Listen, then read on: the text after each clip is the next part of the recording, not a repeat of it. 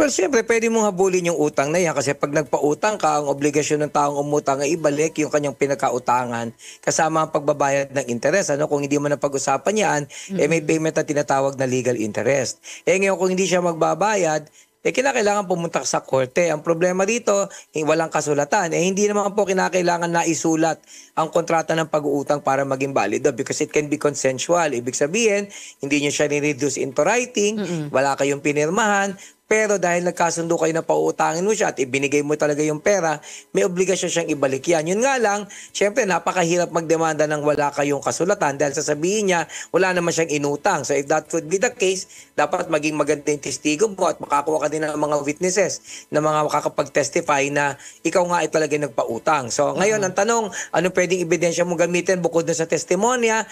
Kung halimbawa, nag-bank transfer ka, maaari mo gamitin as ebidensya yun talaga nagpautang ka dahil eto nga, nag-transfer ka ng pera either sa pamamagitan ng GCash or PayMaya or tinatawag natin na bank transfer. Mm. Pero sa bandang uli, syempre obligasyon yan ng umutang sa iyo na bayaran ka at pwede mong habulin. Yun nga lang sa katotohanan ng buhay, hindi lahat ng hinahabol na aabutan.